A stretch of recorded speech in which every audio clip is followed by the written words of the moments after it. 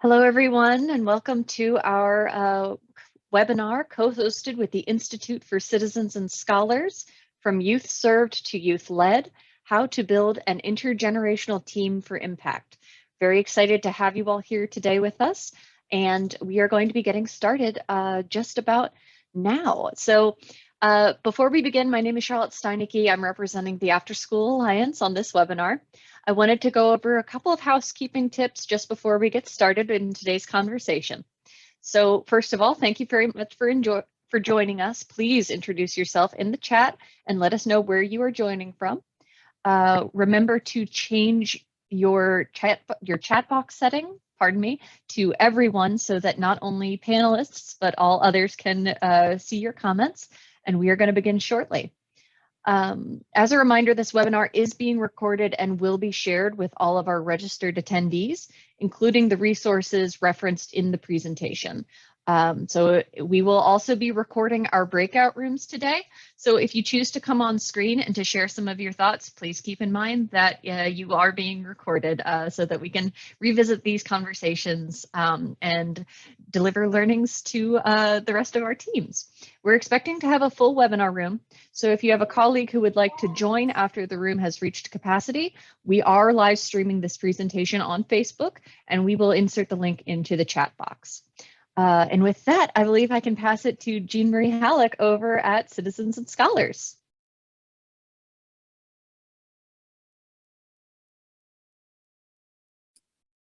Always have difficulty with that mute button. Hi, greetings to everyone joining us today. We are so excited to have you in this space with us. Right off the bat, I want to thank Afterschool Alliance for hosting this presentation and conversation. As Charlotte mentioned, I'm Jean Marie Halleck. I'm the Civic Spring Program Manager at the Institute for Citizens and Scholars, which I will refer to as C&S. I'm going to quickly introduce the goals of the webinar and share a little bit about the report and how and why it came about, but I'm not going to take too long because I'm really eager to turn this over to our amazing group of young people. First, just to cover the goals of today's program. We hope that one, you'll learn from our citizen experts about how they built an organization that centers the voices, interests, and lives of young people in creating change in their communities. We hope that you'll participate in our small group discussions or conversations to your comfort level. And just as a note on that, I know that most people in this space are practitioners, but certainly not all. So we have folks who are from foundations and other areas. We would love for you to join the breakout rooms. There's other ways to participate, non-verbally that we'll run through. So please don't be shy. The last thing we're hoping is that you will consider ways after this webinar to continue these conversations with us, as well as with your peers and or your team. So just a basic overview of the project. For the past 75 years, Citizens and Scholars has helped people and organizations meet urgent education challenges inside and outside the classroom. You may know us by our former name, the Woodrow Wilson National Fellowship Foundation. Last year, we changed that name and expanded our mission to focus on developing citizens who are well-informed, productively engaged, and hopeful about democracy. At its core, C&S is fundamentally rethinking how young people prepare to be effective lifelong citizens. A critical piece of this work is amplifying the importance of centering young people in identifying problems and developing solutions that impact their lives, their communities, and their future. We were fortunate enough to be introduced to the Kentucky Student Voice team over the summer of 2020. They were one of 6 amazing grantee organizations that participated in the Civic Spring Project, which was an initiative that C&S piloted as a way to learn more about youth engagement in community and support young people during the first summer of the pandemic when jobs and internships were suddenly scarce. My colleague Ariana will pop the Civic Spring website link into the chat right now in case you would like to learn more, and I'm happy to answer questions about CSP in the question and answer period later.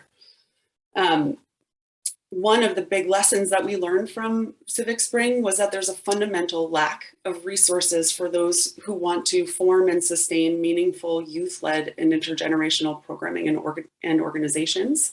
So in response to this, we partnered with the Kentucky Student Voice team to co-write a report titled The Co-Creation Generation, and it has a big subtitle, which you'll see, which we published early last month and will be discussed more today, and we'll also link it in the chat as well. So we focus on community-based organizations, and in particular the out-of-school time space, because our research from Civic Spring underscored what I suspect you all know well, which is that this is where we find young people at the intersection of community and civic life, that programs like sports teams, summer camps, community service, and religious groups, including many others, are places where young people build civic knowledge, where they learn skills and civic dispositions, and that these are often one of the few places these days where youth get to interact with others from diverse backgrounds and ideologies. And lastly, that these programs can be more equitable, as they often engage young people from across districts and regions. As you'll hear shortly, this report is meant to provide a narrative and a roadmap to help build projects that engage youth in design and management, and help all of us think through how we may develop common standards of practice. Our hope is that this work will embolden a new era of intergenerational civic learning that will truly benefit all involved. And we couldn't think of a better partners to lead you through this work than our colleagues at Kentucky Student Voice. Just one final note before I turn this over. At the end of this hour, we'll share a link to a short survey, which I'm hopeful that you'll fill out. If you share your email in addition to your valuable feedback, this will be an opportunity to add you to our mailing list, which you'll get updates around new resources and funding opportunities, and also an opportunity to continue this particular conversation. In fact, we're planning on hosting a couple of Zoom meetings in the next 2 weeks to just informally continue these conversations and provide more time for co-learning and networking. So we'd love to have you join those, and we'll pop the survey link into the chat now in case you're not able to make this whole webinar, though I hope you do. So please fill it out when you leave, and we hope to see you again very soon. Now, for the most amazing part of this, I'm delighted to turn this over to Emmy, who will take it from here. Thank you so much, Jean Marie, and to the whole C&S and Afterschool Alliance teams. It's really a privilege to work in partnership with you and be in community. Thanks to all of you for being here today. I'm Emmanuel Sippy. I had the absolute pleasure of co-directing the Kentucky Student Voice team for a couple years, and am now advising the team and supporting them. And today I'll just be moderating what I'm sure will be an incredible conversation with some of our current student leaders who are really propelling the team into its best version yet, always reaching for greater heights. And we're just going to start by introducing ourselves and then get into really the meat of the study and give you the case study and give you a little taste of why it's worth your time and energy, and something we hope will be really helpful to you in your work. So I'm going to pass it to Pragya, and we'll just quickly introduce ourselves. If you haven't yet introduced yourself in the chat, please do. Thanks so much, Emmy. And once again, it's really great to be here with everyone. I'm super excited to continue this incredible conversation on intergenerational work and how our team has done such a holistic job of encapsulating that. So hi, everyone. I'm Pragya Upreti. I use she, her pronouns. I'm a senior at Lafayette High School in Lexington. I've been with SVT for about 2 years now and led this team through the authorship of this case study, and also currently leading this team through our new endeavor of research in race, ethnicity, and school climate in schools all across the state of Kentucky. And I'll pass it off to Connor. Hi everyone, I'm Connor Flick, he, him pronouns. I come from the Gannon Academy of Mathematics and Science in Bowling Green, but I hail from Cincinnati. I'm the cross-organizational coordinator at the Kentucky Student Voice team. I've been with the team for about 1.5 years now, and I've helped develop and write this study. So it's been a great experience working with you all here, and I'm so excited to be here with you today and be able to present these findings. With that, I will hand it off to Cadence. Hi everyone, I'm Cadence Brown. I use she, her pronouns, and I'm a junior at Marshall County High School in Marshall County. And I am the membership coordinator here at KSVT. So that means my role is to support new members. And I've been with the team for about nearing a year now. So yeah, I'll pass it off to Nora. Hi, everybody. I'm Nora Lauder, she, her pronouns. I'm a senior at Greenwood High School in Bowling Green, Kentucky, but I live in Russellville. I am one of the editors-in-chief of the Student Voice Forum, which is our blog publication of the Kentucky Student Voice team. And I've been with the Student Voice team for, I guess, the least amount of time, about over half of the year. And I'll pass it off to Zoe. Hi, everyone. My name is Zoe. I use she, her pronouns. I am from Lexington, Kentucky, but I'm currently a college freshman in Virginia. I'm the former executive podcast producer and now playing a similar role to Emmy. So playing that advisor role and just helping everybody shine and do what they do best. And I will popcorn it over to Ari. Hey y'all, my name's Ari. I use he, him pronouns. I'm a senior at the Gatton Academy and Greenwood High School in Bowling Green. And I'm KSVT's legislative coordinator, which means I basically just help support our legislative team, which does a variety of things relating to the state legislature and education policy in Kentucky. So now Ari's going to take it away with some background about who we are and what we do.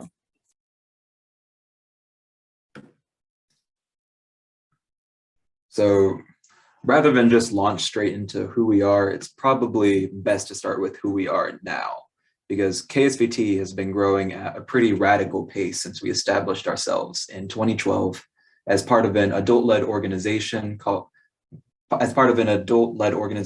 Pritchard Committee for Academic Excellence. And after over 8 years there, we very recently, as of last January actually, spun off into our own youth-led independent organization, and we are now officially the Kentucky Student Voice team. At any given time, our team represents roughly 100 Kentucky students, mostly middle school through college age, along with many adult allies. And members are not anointed or appointed, but we are all self-selected.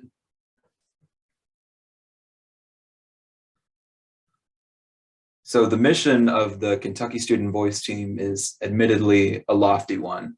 We believe that as young people who spend 35 hours a week in Kentucky's classrooms, we students can and should contribute to making our schools and communities better. And as stated more explicitly in our mission, we seek to co-create more just, democratic schools and communities as research, education, and as research policy and advocacy partners.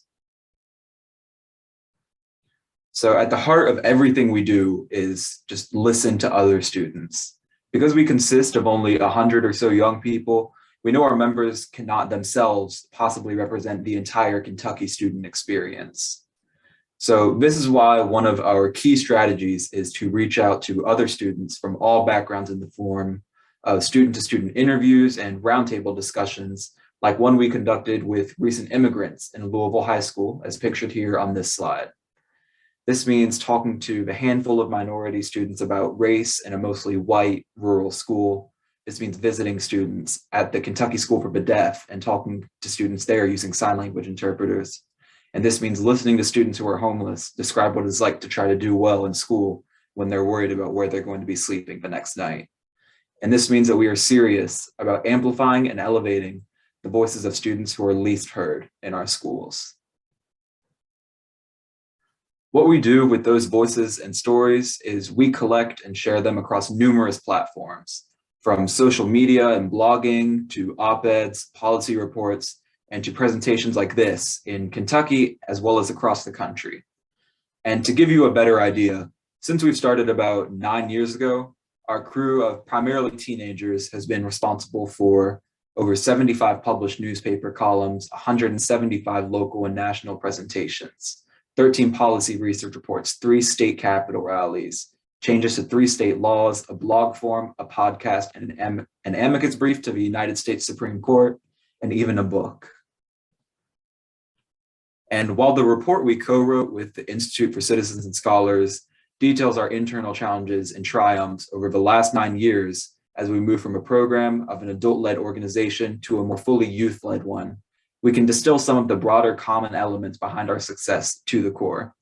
And what's more is that we can even put them on a single slide. So check out the Kentucky Student Voice Team's big picture ingredients here as we take an extra minute to walk you through what has worked for us. And to do that, we'll just follow the bullets. First, from day one, we have depended on the idea of presumed permission. Every one of our greatest successes came about because we are the ones that started doing the work. We didn't wait to be invited to do it, and we didn't wait for any authority to grant us permission to do it either. Second has been building on existing energy. Before diving deep into our activities, the Kentucky Student Voice Team doesn't typically start from scratch. Instead, we aim to build on existing local energy and interest. That's the best way we've discovered to ensure we can build coalitions of support and amplify our impact. Third, stories plus statistics. We have found over the years that our members are at their most powerful when they write or speak using a combination of stories related to their own experience as students and expert knowledge from data or research to shape public conversation. Fourth, paying attention to equity and justice. The Kentucky Student Voice Team realizes our greatest impact is when we focus with great intentionality on the voices and perspectives of students who are least heard in our school system. And last, but definitely not least, is intergenerational partnership. Figuring out how to tap into adult allies willing to shift power and share their expertise and social capital with us has not only helped further our reach at every turn, it has also enriched everything we do. So while these elements were derived from zooming out and looking at our organization at a high level, we also want to take a minute to zoom in and give you a sense of the real richness you'll find in the case study. So with that, I'm going to pass it to Pragya to dig a little bit into Principle 3. Yeah, so one of the biggest ideas that our team collectively pulled out of this case study was the idea that, you know, in order to create a truly youth-led environment and space for young people to be able to work together to improve whatever systems you're, focusing on, it really takes evolving our mission structure and organizational structure. So for us, that looks like something that we like to call a flatarchy, where as opposed to the way that several in-school organizational structures look with, officer positions and a very strict hierarchy of titles, our team really does a really good job of de-emphasizing the role of that. And we do that for a multitude of reasons. For us, this allows us to approach every issue from school climate to social emotional learning, to race, to representation, and everything in between with equal footing. We're all going into this work with the same background, and we're knowing that in this work, experience is expertise. So, at the same time, while we do de-emphasize the role of titles, we also do have a leadership structure where, of members, including several of us on this call, who have demonstrated interest and availability to dedicate time to leading, the multitude of projects our team is working on at any given time. Another aspect of this organizational structure that our team really focuses on is the idea of intergenerational partnership. So we really look at the adult allies in our work as colleagues and coworkers. And that's another space where we've really de-emphasized the role of titles in terms of how experience and expertise kind of bleed together to create what the Student Voice Team has become over the past several years. And that's, one of the biggest testaments to the fact that our best work is produced in intergenerational settings. And another kind of on the flip side of that aspect of this work is kind of adapting to the ebbs and flows of interest and availability. And as it relates to our mission, because, while we do have a designated group of students who serve on our leadership team that do a great, deal of leading the project that our team is working on, we are also students researching about other students. And we spend so much time out of school working on this. And sometimes that can get a little overwhelming for, knowing that we spend so much time within the classroom, understanding the disparities that exist, especially over the past year, and how they've been exacerbated. And now, bringing that back back to this team has been a big testament to our work as a whole. So kind of adapting to the ebbs and flows of that, and knowing that we've got heavily involved folks at one point, and then we're going to have a new batch of students graduating, but still knowing that we're giving space for folks like Emmy and Zoe to serve on advisory boards and still be an integral part of our team, is a really important part of that organizational structure. Thanks so much, Pragya. Now Nora is going to speak to Principle 4. Okay, so Principle 4 kind of deals with a process that we kind of defined as being the process of unlearning.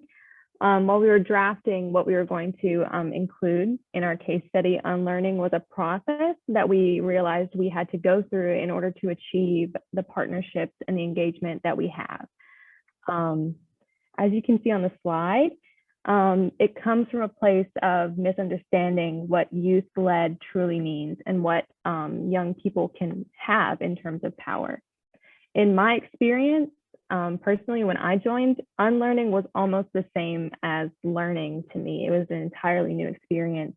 I had no experience really with co-creation with adult allies or with a flatarchy, as we call it.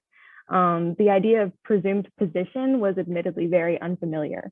I did not have a whole understanding of what I was able to contribute and how I could have my voice heard, because I was still kind of stuck in that position of the traditional authority that we see in schools. The most important thing that you can do in any sort of youth-led situation is to unlearn traditional power imbalances in situations where teachers and other students have an existing hierarchy and there is a power dynamic that is shifted in favor of adults. In order to initiate unstifled involvement and have real progress, you have to have parties involved that are not worried about repercussions from an existing authority figure. In terms of relearning, which is the process by which you take what you've unlearned and develop a new process of thinking, is much easier in my experience, but only when there are immersive opportunities for you to experience like true intergenerational partnership. Relearning what it means to be civically engaged as a young person has very substantial impacts on how your organization can run. Young people are more likely to be active when they are heard, and they are more likely to contribute honestly. The process of relearning also comes with a new kind of vulnerability, which is super important, especially when they are less stifled by traditional conventions. They are more likely to dissent to ideas instead of silently complying, which makes your organization much more ethical in decision-making. In terms of out-of-school time, it is really important that all out-of-school spaces underscore a new sort of power dynamic where there is no power dynamic, and young people are able to speak out and be appreciated for their experiences. Traditional school structures like student councils are often structured. They are managed and censored by some sort of overarching power structure, and it is best that those are left behind, especially when you are trying to have true ethical and intergenerational civic engagement that's progressive and actually creates solutions. Thanks so much, Nora. Connor, to you. My apologies there. I was messing with the mic a little bit. Ooh, yeah, I've been having some audio issues off all day. I'm so sorry about that. But one thing I really want to highlight here is how, as an organization, as we operate, we really try to emphasize our communication. And that's something that we really pride ourselves as an organization on. And so what that really means for us isn't just kind of having your daily updates or your weekly updates about what's going on in the organization and communicating that to the people that are working for you, but really making sure that there's a two-way street there and that every single person is involved with every single piece of communication and everything that's going on with the organization, because all the people that are part of your organization are a stakeholder in what's going on. And so being transparent with them and really making sure that everyone has trust in what you're doing has been so important for us as we've been able to kind of work through our own process just day to day. And so what that really looks like is we're getting all people involved, from the most experienced to someone that joined just yesterday, with every single piece of our organization. It doesn't matter if it's a massive statewide project that we've been working on for years, or if it's just a small Zoom meeting to wrap up on a couple tasks, or whether it's our finances and deciding what our budget's going to be and how we're compensating people, or how we're communicating and posting on social media. Every single part of what we do, we want to keep completely transparent and completely open to our members, because we understand that when we allow young people to get involved and we set the standard and we set the norm, that we're really making sure that every single part of what we're doing is being held together. The young people get more civically engaged, and we have more opportunities for them to get the experience and knowledge that they need to make great innovations and great programmatic decisions within their work. So last but definitely not least, Candace is going to speak to Principle 9. So Principle 9 focuses on assessing, reflecting, and growing through changing capacities, leadership structures, and work. For KSVT, practicing this principle in action looks like strategic planning as we became an independent organization, and our ongoing conversations in our unicorn team, which is our next gen leadership team, about the how and why of our education justice work in Kentucky. After splitting off as an independent organization, we needed space to pause and reflect at the growth we had with the institutional support of the Pritchard Committee, but also consider how the independence expands our horizons to look at education justice more holistically, in the sense that housing justice, racial justice, and socioeconomic disparities are intrinsically related to education justice. Within our monthly unicorn discussions, we hold conversation and space to reflect and on our missions, metrics, and how we can budget more democratically to better support our team. With all of this big picture discussion, a cornerstone of our practice is involving seasoned members and our newest members alike.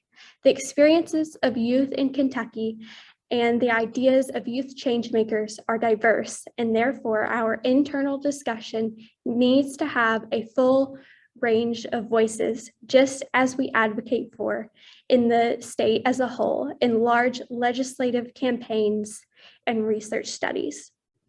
Reflection and assessment are essential to our work, but with the nature of our lives as students, availability and capacity can be low at various times for various people in our team. Even with this struggle, our priority still remains to keep space open for reflective conversations and a constant learning environment through breaking up big picture items into more digestible, manageable discussions sprinkled in through our more intimate team meetings and our dedicated monthly general and unicorn meetings. With limited availability, communication is key in conveying one's capacity and determining what support we need to lean on our team members and managing partner. These calibrations and conversation are fundamental to ensure that we are not replicating the same systems that we seek to eradicate. Thank you so much. So we're, I think, going to transition to breakouts for the sake of time. And if we could go back to screen sharing really briefly, that would be helpful. And then we'll reflect more on these principles when we come out of breakouts. Great, thank you. So just a couple of pointers in terms of how we'll use our time in the breakouts. You can feel very free to come off mute and speak to the group. You can also just participate via chat or using the reactions feature. We are very flexible and will be happy to have your participation in any way, shape, or form.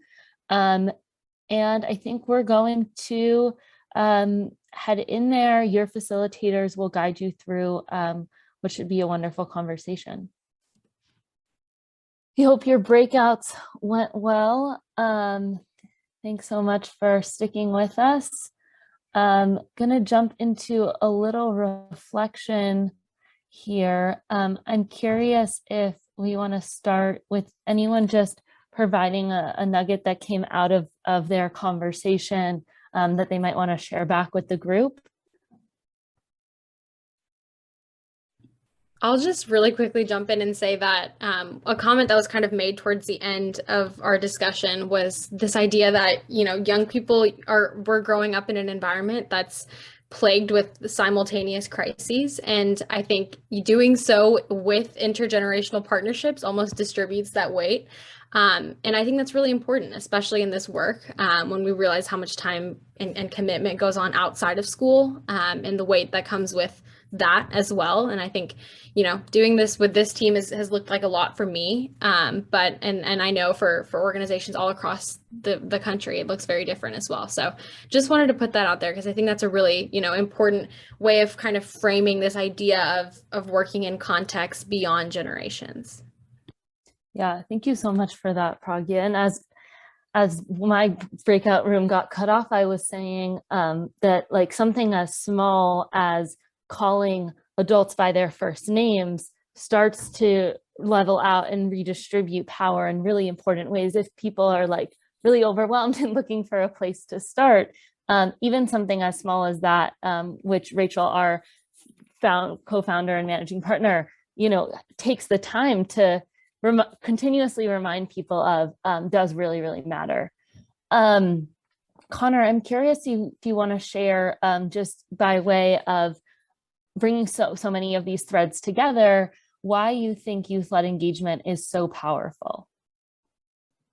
Well, I'll pull a little bit from my breakout here. And one thing that was mentioned in there that I really appreciated was the sense of having data-driven insight and this idea of really using the data and the numbers to kind of inform what's going on there. And part of what's so critical about that is not only including students into that data and interviewing and talking and surveying students and understanding their experiences, but allowing students to see that data and interpret it and analyze that. So they're incorporated in every step of that way, because when we talk about stakeholder groups and we're talking about how are we best serving our students, how are we best being effective with them, one thing that came up in our breakout group was also the fact that a good amount of our breakout participants were largely separated from the high schools that exist now to where they work within them, but they don't have that student experience. And so being informed by that student experience is so critical, and having that along every step of the way really serves that stakeholder group that we all want to really make sure that we're uplifting and helping out along the way.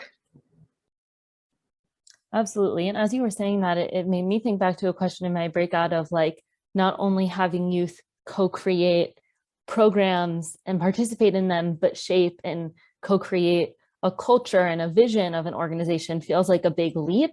And I think hearing you talk, what I was reminded of is the fact that actually sometimes having youth buy into and help co-create the larger vision and culture is actually what better enables them to participate in the programs. We shouldn't think of them as separate goals, but actually really deeply related things that maybe even help youth more deeply and authentically show up for the kind of day-to-day work of an organization. Zoe, do you want to share a little bit, looking back at your experiences with the Student Voice team, how you've grown as an engaged citizen and leader, and how your experiences with the team promoted civic learning?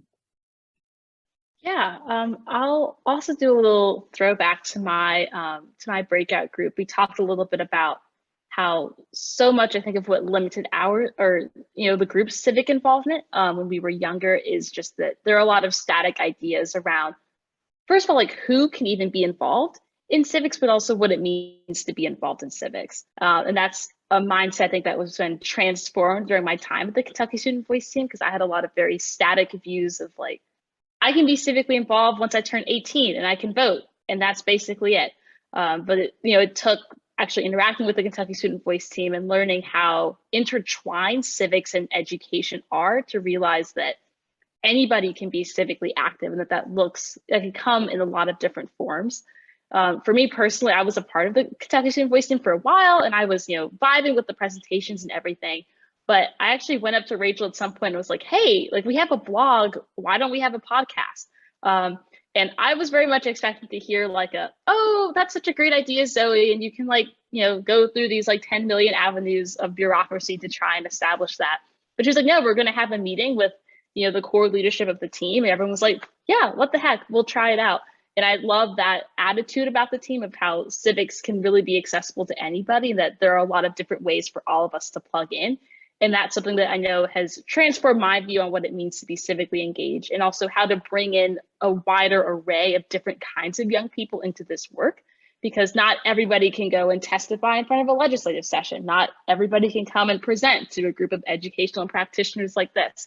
And so thinking of new innovative ways to bring in diverse young people in a way that's equitable and accessible for them is all a part of being civically engaged. And Kentucky Student Voice Team has certainly played a large part in how I view that.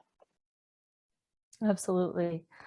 I think also hearing you talk, I was thinking about the fact that the avenues to flexibility and lowering the barriers that our team models is actually reflective of what we're also trying to change in terms of democracy largely, right? Like, how can we not only make the Kentucky Student Voice Team more accessible to young people, but how can we make democracy more accessible in that the flexibility and the lowering of barriers that we work towards might actually be something we're thinking about replicating on a larger scale.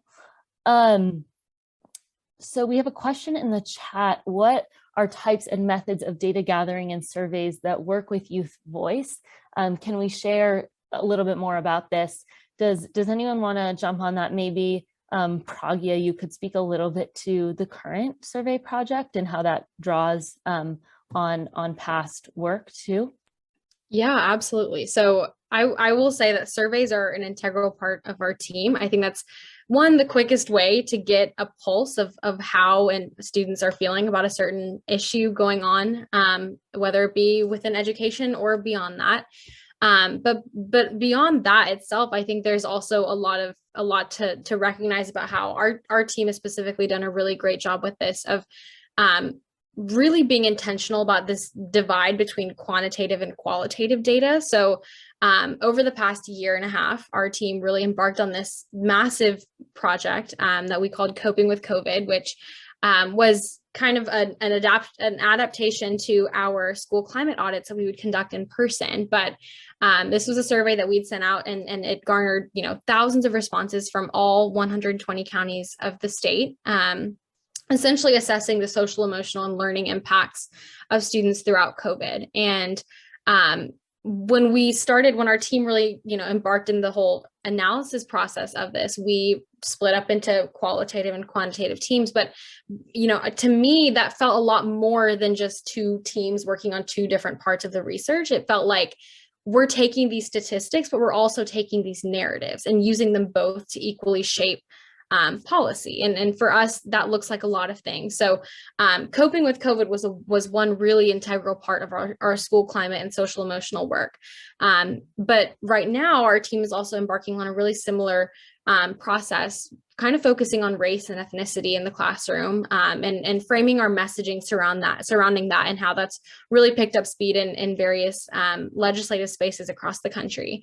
That's really how survey research works so well for us, because we're able to use the partnerships that already exist well beyond our organization, and once again, drawing on those intergenerational networks that we have to be able to disseminate these surveys to even the most rural parts of the state, where we're really hoping to get the most diverse voices of students, demographically, ethnically, and through so many different avenues. So I think that's something that several members of this team, even on this call, can really speak to, and how we've really drawn on survey research, because it's really amplified several of the disparities that have been exacerbated during COVID, and also those that currently exist, and that we're targeting as well. And just to emphasize too quickly, all of our research is led by young people and initiated by young people. So when school closures happened, we were just thinking about the questions and decided, oh, what might it be like to ask these questions to our peers?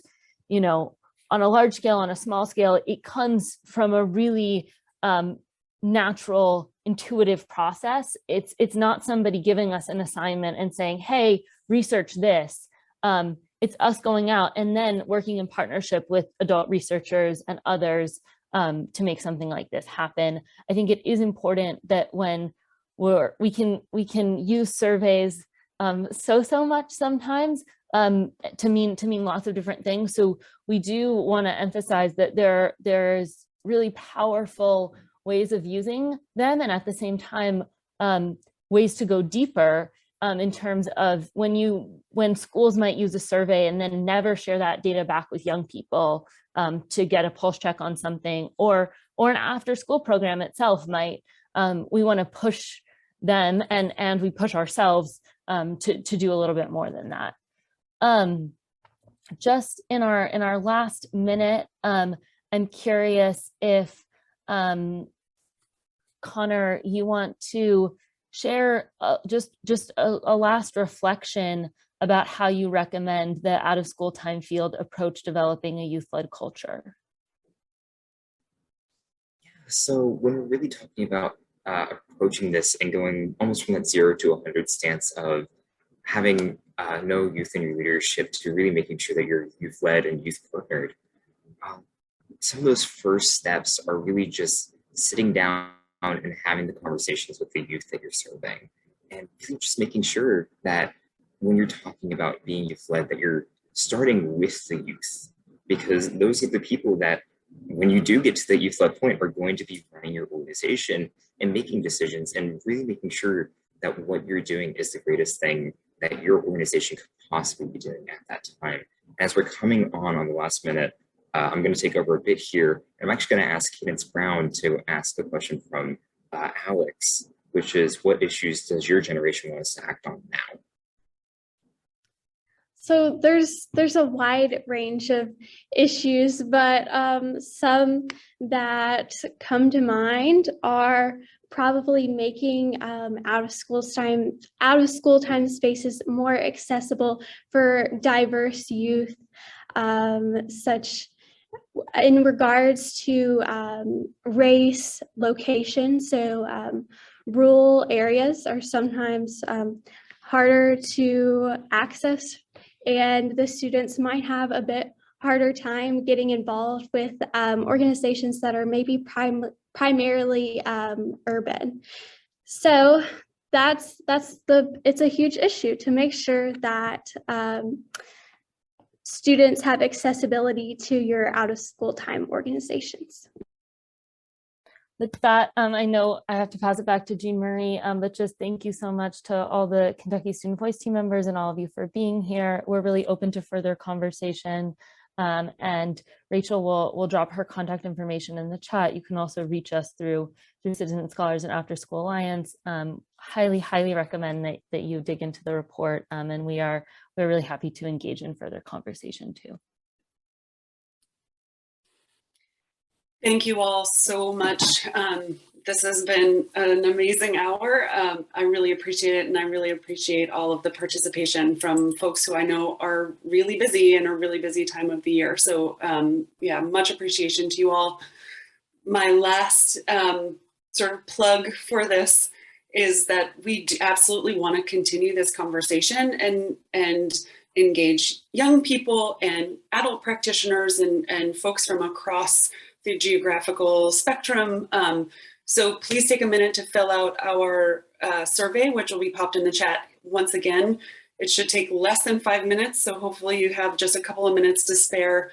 And that will help both inform the work that we're doing going forward to help with the out of school time field, as well as really provide space for you all and others in your communities to engage in conversations like this one. So again, thank you so much. Thanks to Afterschool Alliance and to the team that wrote this report. It was an incredible piece of work and a big team effort. And I really appreciate it and hope, like Emmy said, you engage with it and get back to us with your thoughts.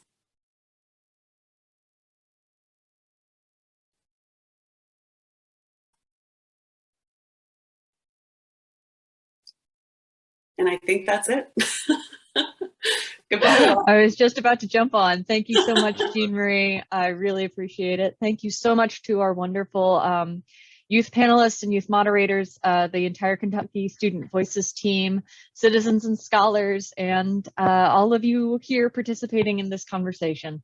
Have a wonderful rest of your evening, and we will be in touch with a recording and all of the resources that have been shared here today.